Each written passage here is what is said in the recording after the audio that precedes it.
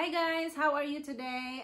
It's been a long time since we haven't done any video like sit down video. So plenty of people are commenting and asking me about what are the job descriptions of aged care worker in Australia. So since I work in an aged care facility and I started as an aged care, I will tell you about the basic jobs about aged care workers. So if you want to become an aged care worker in Australia, guys, you have to study. I have a note here with me so I don't forget. So you have to study 6 months of study, and then 6 months of study, but sometimes the institution that you are enrolled in is they offer like once a week study, and then maybe 2 days per week, for 1 day for laboratory and 1 day for lectures and everything. So twice a week, maybe 1 to 2 twice a week for 6 months. And then the tuition fee is around 1,500 to 2,500, depends on the institution that you want to enroll in. But if you are a permanent resident or Australian citizen, you can have it for $150 to $195 the tuition, because it's government subsidized. And then there's only a registration fee of $250, depends also on the institution that you want to enroll in. So classes is from 9 o'clock to 3 o'clock in the afternoon. And then so yeah, we'll talk about the job descriptions of aged care. So this is only from my experience. Disclaimer, it depends on the facility you work in, so each job description is different, but it is only on my experience. So here I will tell you about the basic job descriptions of an aged care worker. So this one, there's like a lot of aged care worker, like you can do home care, or you want to be in the residential facility. So home care, you will go to the clients' houses, and then you will provide them with personal hygiene, or assist them with washing, cleaning, or everything. So I haven't have any experience with home care. So in this video, I'm gonna talk about residential, or like in a facility of a nursing or aged care facility. So let's start with a daily routine. So first, the shift usually depends on the facility. The shift starts at 7 o'clock, and then usually when you go in there, you do handover. You have nurses with you working, and you have ENs and you have RNs as well. So with a personal carer, the main job is to assist with ADL. So what is ADLs? Is activities of daily living, like showering, toileting, eating, grooming, bathing, dressing, going to the toilet and everything like that, shaving, like that things. So you will assist them with that one. So on a daily routine, you will you go in there, you start your shift with a handover. You assist them with shower in the morning, and then you wheel them to breakfast, like you go in the main dining and take them to breakfast. Some residents that cannot walk anymore, you have to assist them with lifting machines, like you use lifting machines, but you have like someone or other staff to help you use the lifting machine, because most of them are like to assist, so you don't hurt your back or anything. So you have an extra person to help you with lifting machines and everything.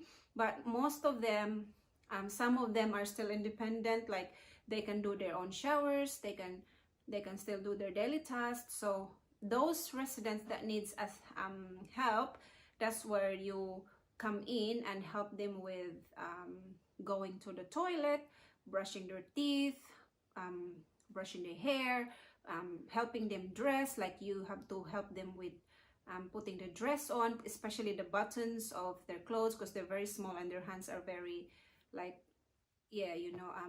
they have difficulties putting the buttons on, like they cannot bend down, so you have to help them pull their pants up or put their continence aids up and everything, put their stockings on. And then once that's all done, once they've showered, once they've washed and everything, you will take them to breakfast. Now, most residents can still, we have to promote their independence. So as soon as we can promote their independence, that the better. But some residents really struggle just with feeding themselves. So we have to help them with meals. Like we have to feed them or give the food to them so they can eat during breakfast time. So the ENs and the ENs, like the nurses, will give the medications. Mostly the personal care workers, mostly on hygiene and toileting and everything. So breakfast, after their breakfast, we wheel them back to the rooms. And then when they're back to the rooms, most of them want to go to the toilet, so we take them to the toilet. And like continence wise, expect to have like residents that sometimes gets incontinent, so you really have to get your hands dirty, you know what I mean, help them with toileting, help them with wiping and everything else, just to clean them up and things like that. So what else? So yeah, that's the most basic jobs. And also there are some personal care workers that can do medications as well. So they help with ADLs as well as giving medication. So I think certificate 4 can do medications. Certificate 3 is only with the hygienes and everything and transfers and yeah. So we also help them with activities, like just to provide them with activities so they don't get bored during the day, because most of them like, you know, in a residential, like especially now with this pandemic, they get really bored, they get nothing to do. So we have to help them with activities like yeah, like bingo, any activities that can make them a little bit busy while in the rooms or in the building. So, and also the most exciting part is in an aged care facility, you will encounter people with dementia or Alzheimer's. That's where the challenges are. Like you have to be very patient with the dementia residents, because sometimes they get like they don't know that they're doing things like challenging behavior. So you must learn how to approach them or how to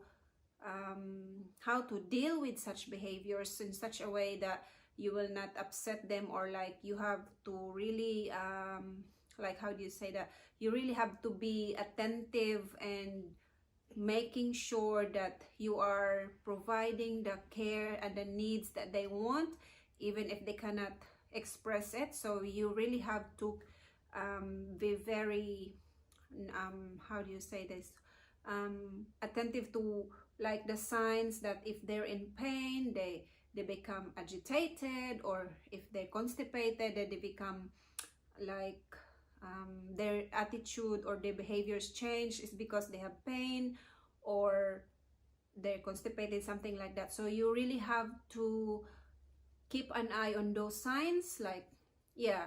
So because some of them cannot express what they feel anymore, like they don't know that they're feeling that, and most of them becomes incontinent and everything. So we really have to put our caring hands in care, and if you are working in a aged care facility, because like they are the most vulnerable people, like we have to advocate for them, like because they cannot say, especially the people that are in bed, like